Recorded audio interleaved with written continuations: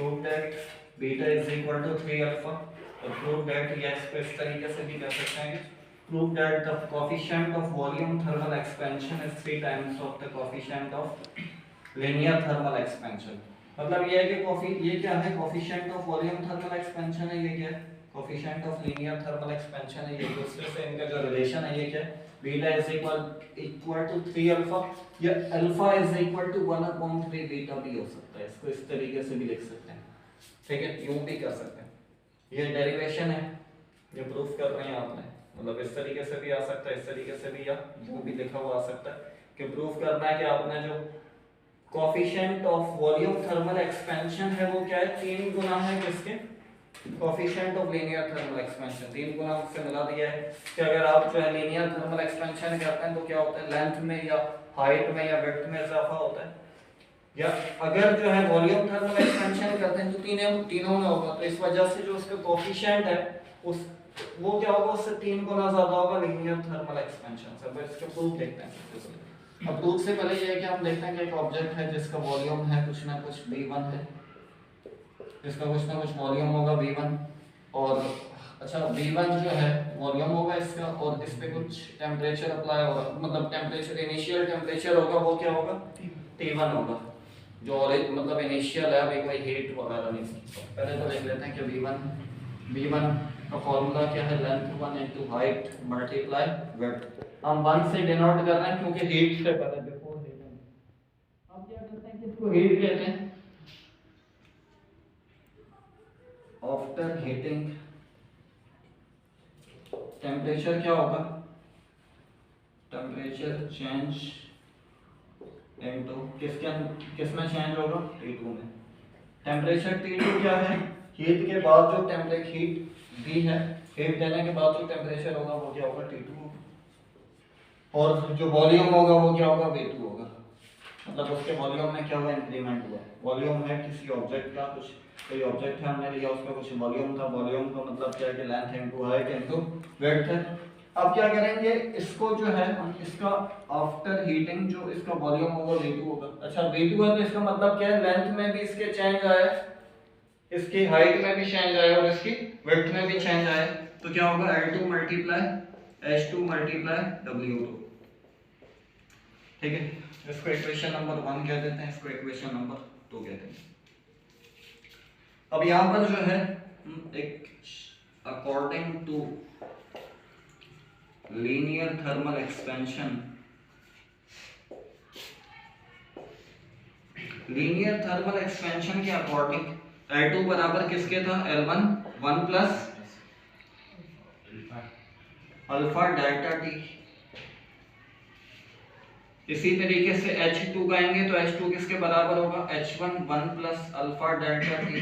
तो या अगर हम W1 कहेंगे W2 कहेंगे विड्थ के लिए तो W1 into 1 plus alpha delta T, ठीक है। ये इक्वेशन नंबर, इसको इक्वेशन क्या कह देते हैं, इसको कर सिंपल इन तीनों को सब्स्टिट्यूट कर देते हैं, पुट करते हैं इक्वेशन नंबर 2 में। यहाँ पर जो है जो V2 है हमारे पास, V2 किसके बराबर L2 multiply height 2 multiply W2, इसकी जगह पे वैल्यू सब्स्टिट्यूट कर देते हैं तो V2 किसके बराबर होगा L2 की जगह पे क्या आएगा L1 1 plus alpha delta T multiply W2 की जगह पे क्या आ जाएगा W1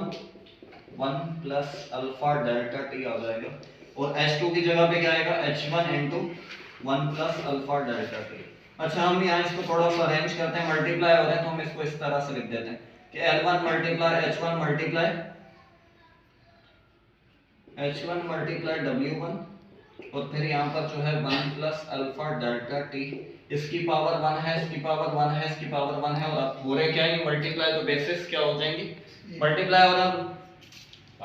पावर ऐड हो जाएगी, इनकी बेसिस सेम है तो पावर क्या हो जाएगी ऐड हो जाएगी, क्यूब हो जाएगा। अच्छा यहाँ पर देखें अगर इसको जो है हम इसको ओपन करें, ये क्या बनता है a प्लस बी का होल क्यूब का फॉर्मूला बन रहा है। a प्लस बी का होल क्यूब किसके बराबर होता है a cube plus a cube plus b cube बराबर किसके होता है भाई a plus b into plus b square, ठीक है। तो यहाँ पर अच्छा यहाँ इसको इक्वेशन नंबर क्या कह देते हैं 3 कह देते हैं इसका नाम। एक चीज ये है, ये फॉर्मूला ओपन करेंगे, ये जो ये है ये किसके बराबर है, v1 के बराबर है, तो इसको हम रिप्लेस किससे कर देंगे, v1 से, तो L1 multiply h1 multiply w1 की जगह पे हम क्या रख देंगे, v1। ये जो हमने स्टार्ट में देखा था कि वॉल्यूम किसके बराबर था, इसके बराबर था, तो इसको पुट कर देते हैं इक्वेशन नंबर 3 के अंदर, और यहाँ पर फॉर्मूला ओपन कर देते हैं, तो ये v2 बराबर किसके हो जाएगा, v1 into, अब ये ब्रैकेट, यहाँ पर अल्फा a क्या है 1 है और b क्या है अल्फा डेल्टा t है, तो क्या है कि a plus b a cube, a plus b का होल क्यूब का फॉर्मूला वही,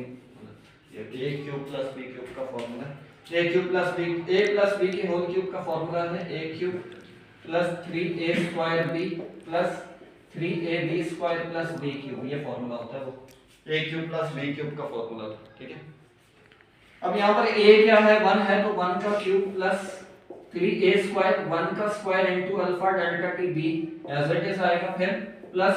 3 1 ऐसे ही आएगा, अल्फा डेल्टा t का क्या आ जाएगा स्क्वायर आ जाएगा, और फिर उसके बाद b का क्यूब है, तो b क्या है अल्फा डेल्टा t का होल क्यूब, ठीक है। ये अब यहाँ पर एक चीज है कि इसको बोल के थोड़ा और वो करते हैं सिंपलीफाई, v1 इनटू 1 का क्यूब 1 ही होगा, फिर यहाँ ये 1 का स्क्वायर 1 ही होगा, तो 3 इनटू समथिंग, ये 3 अल्फा डेल्टा t आ जाएगा, यहाँ पर क्या होगा 3 अल्फा पे भी स्क्वायर आएगा और डेल्टा t पर भी स्क्वायर आ जाएगा, और यहाँ पर क्या है अल्फा पर भी क्यूब आ जाएगा और डेल्टा t पर भी क्या आ जाएगा क्यूब आ जाएगा। अच्छा यहाँ पर जो है